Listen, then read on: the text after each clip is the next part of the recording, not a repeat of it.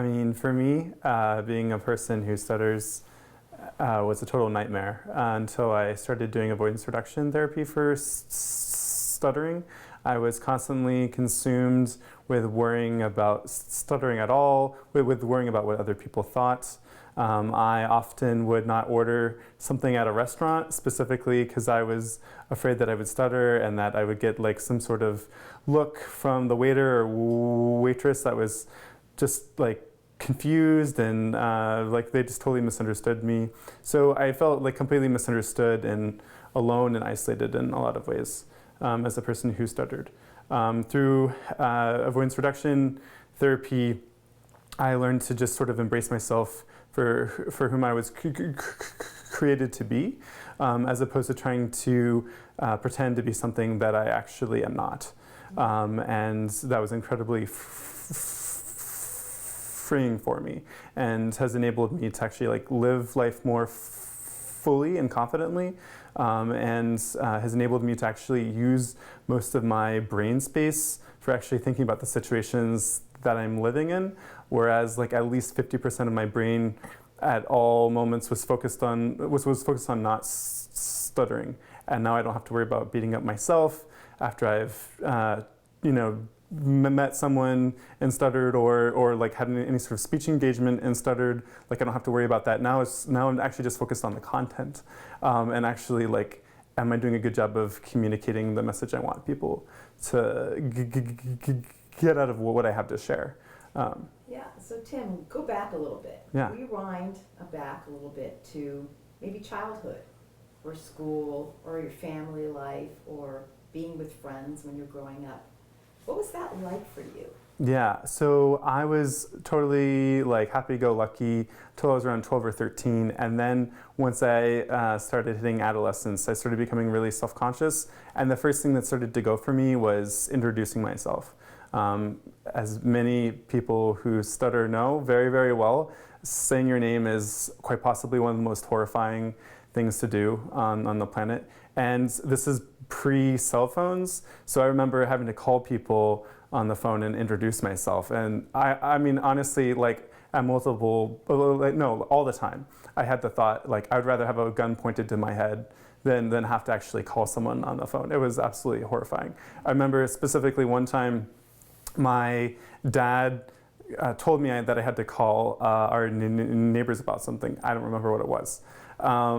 But like, I actually introduced myself on the phone as, "Hi, this is the son of your neighbor from across the street," because I was so terrified about trying to introduce myself and completely convinced I was literally unable to say I am Tim. And it's insane to think that that's what I used to go through. Like I went through all of these, like I loved name tags. When I sold poinsettias for a fundraiser for my Boy Scout troop, door to door, I was very good at selling them, but I was absolutely horrified that someone would ask me who I was. So I literally created my own name tag so that no one would have to ask me. I used to actually think that having a name tag was like the best thing I could possibly have in the entire world. And just other crazy thoughts from childhood. I remember watching an episode of Reading Rainbow where LeVar Burton on PBS talked about disabilities, and he focused only on physical disabilities. And specifically, there was like this girl who was like wheelchair bound for her whole life. And I remember thinking I was envious of her because it looked like she actually had friends who appreciated her. And I was like, I wish I had friends who appreciated me for my disability. And basically, I thought like I would give anything to like switch places with her. Which is pretty crazy. But like that's what stuttering is for people who don't go through the proper therapy. People who are told that they have a speech defect. That's what my dad told me that I had. And basically, as a result, I thought of myself as defective. And so I was always trying to use speech therapy to, fix myself and to be cured of my defect. So being able to stutter freely and speak openly is like the most like, I don't even know how to describe it, but like the most, I feel the most whole that I possibly could be now that I'm openly stuttering. It enables me to be the person who I'm supposed to be. Some of the things I've been struck by fellow people who stutter include our use of the word can't. because it turns out we can. It's just we do it differently, right? And that's something that we have to accept in ourselves. And I've found that like it's incredibly freeing to come to that conclusion because it enables you to, again, it enables you to focus on what you're actually doing in the moment and to actually live life to its fullest. And it enables you to overcome fear. And I feel like as a person who stutters, fear is the number one enemy. And it's something where, yeah, okay, there is some reality that there could be some rejection, but the amounts of limitations that we put on ourselves with fear is far, far greater than a look of misunderstanding or a look of confusion. Ultimately, like, it's fear that we have to beat. It's not the actual stuttering itself. I definitely identify with having to think like whole paragraphs ahead as I'm speaking, and it makes focusing on the content that you're delivering incredibly difficult because like you're always focused on what are like the 10 synonyms out there that I can possibly throw in, and what's the way to construct this sentence in such a way that I flow into the sound and don't stutter on it. Because literally your number one priority is not to show any sign of stuttering. It's not actually on delivering the message and reaching the customer. And I remember like before briefings, I would just sort of like let my anxiety get out of control and basically get like to the point where my adrenaline was so high that basically I would like, it would just kind of happen and like I would just talk, but it was almost like an out of body experience where like the adrenaline is like preposterously high and like, you know, this isn't healthy, but you're convinced that this is the only way to get through this meeting and there's no alternative. And I remember finally, several years into work, finally there was a meeting where the adrenaline didn't work, it didn't kick in, and I stuttered the entire time and I didn't know what to do, and I was absolutely horrified. And that's literally when I looked up Vivian's website. Like as soon as I got home from work, I'm like, okay, I need to read about this. I can't be living like this anymore. Like this is so unhealthy. And now that I openly stutter, like to say it's healthier is a giant understatement. So Tim, if someone said to you before that, a couple months before that, or even a couple years before that, that the goal here is to show stuttering, what would you have thought? I would have thought that person was really confused. Why would I show stuttering? The whole point is like, it's a speech defect, right? So you're telling me to like brag about having a defect? That doesn't make any sense, right? And so basically you're just in denial of who you really are as a covert stutterer, and being overt is incredibly freeing. And just again, in a lot of ways is so much healthier than being covert. How do you conceptualize your stuttering now if it's no longer a defect? You know, actually I consider it to be a gift in a lot of ways. I'm incredibly grateful for it.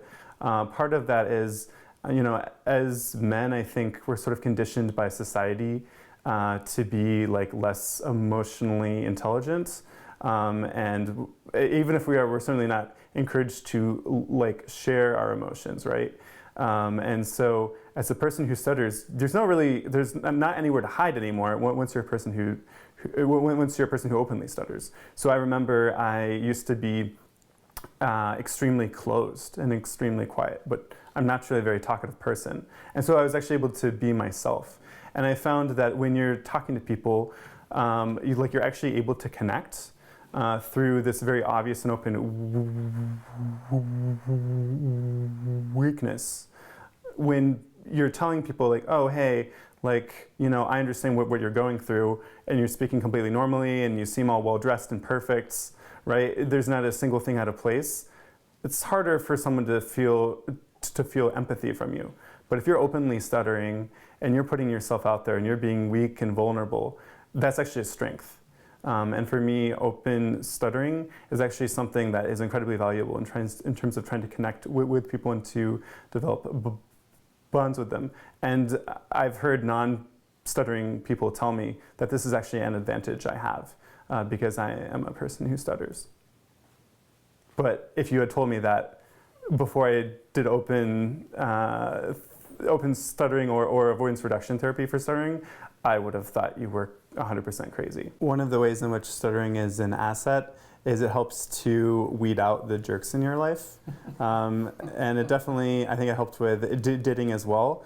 Like, I'm very grateful that I openly stuttered when I dated girls, because very quickly, like, I didn't have to like keep up this sort of, image, this false image. Just immediately I was who I was. And very quickly, like, if this girl was okay with me being totally vulnerable, then we were immediately on the same page. And if not, boom, we weeded that person out. And I have found that I have been able to make closer friends much more easily because I openly stutter. I think that fluency is the great seductress for all of us people who stutter. It's something where once you get into that sort of rhythm of speaking fluently, you're like, wow, this is so great. And it really is like a drug. But then all of a sudden it starts going away and you're chasing after it. And then you start like devolving into all these tricks. And as someone who did openly stutter, did therapy, and then once I started like not coming to therapy as often, I realized, oh man, I gotta be really disciplined and on guard all the time, and be wary that this is something I can slip into really easily. But then because this therapy is so effective, like I'm able to catch myself and I'm able to remember, oh right, what I'm focused on ultimately is the joy of communication. It's not actually trying to maintain this fluency. It's basically, as a person who stutters, I've realized that fluency is a Sisyphean goal. It's this tantalizing goal that always seems so perfect and wonderful. But there's absolutely no correlation between happiness and fluency. It's the correlation is between happiness and communicating freely and being who you are. Being able to always say yes to opportunities to speak is the most important outcome as a person who's done therapy to reduce avoidance. Talk a little more about that. Are there opportunities that you've passed? Absolutely. I used to pass up opportunities at work quite a bit, or at least I would hesitate to take on meetings to brief customers, specifically because I was like, well, the problem with this is the main country that we're going to be discussing starts with this letter of the alphabet, and I have a hard time saying that letter of the alphabet, so I don't think I can go to that meeting, even if it is quote-unquote a good opportunity. And what are you doing now? Now I say yes to everything, which is the place where you should be. It's incredible how much more of an expert you can appear to be when you actually share knowledge regardless of whether you stutter. Disfluency counting is, I think, the most damaging thing in all of speech therapy that I've ever encountered, because I found that when I was covert, I could go for 20 minutes and not stutter at all, and then at the very end there would be a stutter or a disfluency, and that disfluency could last for 30 seconds because it had been building up, and then people might actually remember that. But if I'm just naturally progressing with forward moving speech with little disfluencies here and there, nobody's going to remember that.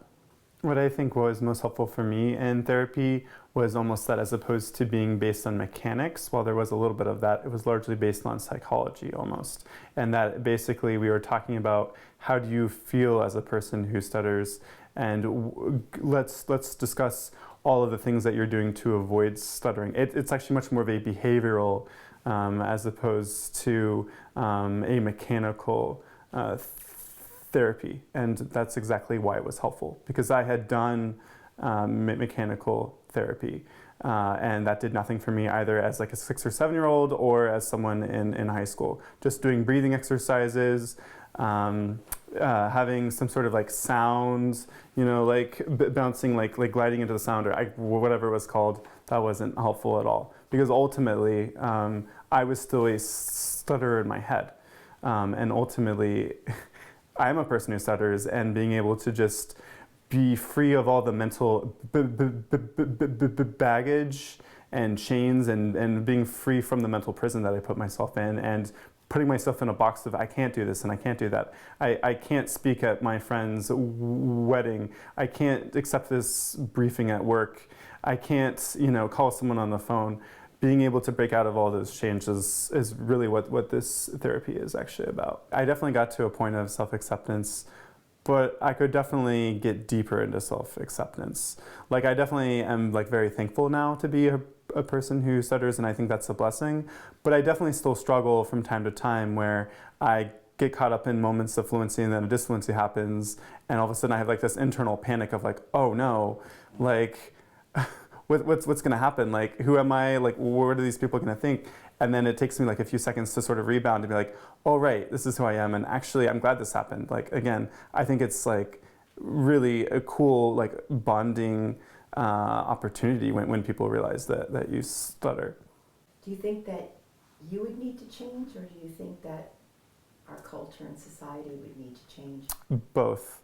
I think we're, as people who stutter, I think we're always changing, and we need to make sure that we're changing in the right direction, where we're deepening our self-acceptance so that we can take on no matter what challenge comes our way in terms of overcoming the fear and shame of stuttering. And I think it is our duty as people who stutter to educate the society and culture around us. Ultimately, though, what's in our hands is how we respond to weird looks from other people who don't understand what stuttering is. So for the part that I can play in terms of educating people by speaking about it at universities or on the internet, I'm happy to play that. But ultimately, I'm not going to put the onus on society and culture to understand me. My speech therapist continually challenged me to up the ante. So first I was terrified to even speak at any of my own meetings at work. And then she kept on challenging me week after week, month after month, and finally I started speaking up a little more frequently there. And then I was okay, I'm comfortable. I'm in a good spot, right? And I don't need to challenge myself anymore. And she was no, you need to challenge yourself more. So tell me, what are you still afraid of?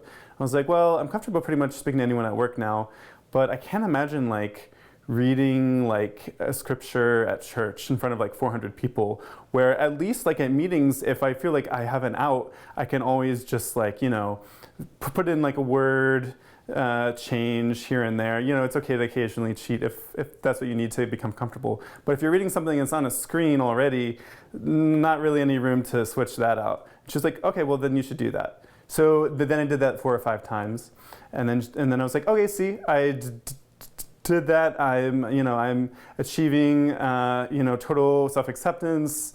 I've overcome all the challenges. And she's are you sure there's not anything you're still afraid of? And I was well, I guess I would be nervous talking about myself as a person who stutters and sharing as a testimony at church in front of 400 people where it would be recorded. She's okay, then you should do that.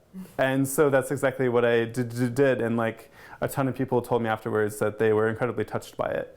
And that was really meaningful to them. And I think what I'm learning is always looking for what is the next stop sign up ahead that I can run straight through full steam ahead.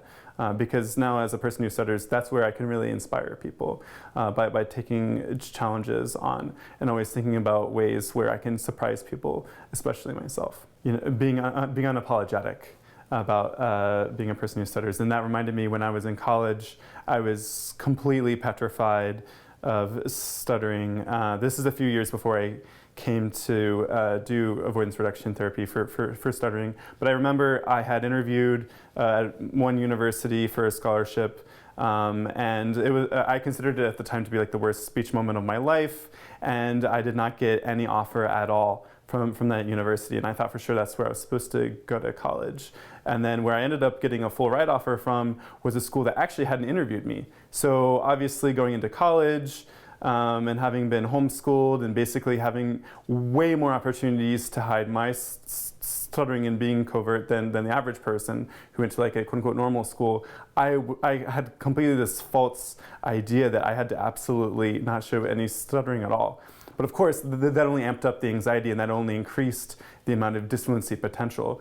And I remember I was in this class where I was absolutely terrified of the professor, and after I was like horrified that I only got an A minus instead of an A on my first paper in that class, because as a person who stuttered, I thought that perfectionism was the only answer to make up for my defect as a person who stutters. And I went to the professor and I was like, hey, like, I can't believe you gave me this like lower grade than I was expecting. And then at the very end, he said, by the way, Tim, I've noticed that you like say sorry whenever you stutter. Like, don't ever do that again. Like, you're not doing that on purpose to like inconvenience people. Like, that's just who you are. And like, it is absolutely wrong for you to ever apologize for being who you are, and who you're created to be. And like for me, even though that was like a few years before I started doing avoidance reduction therapy, that was sort of the first step towards sort of being cleansed from this unhealthy perfectionism that really is so pervasive among people who stutter.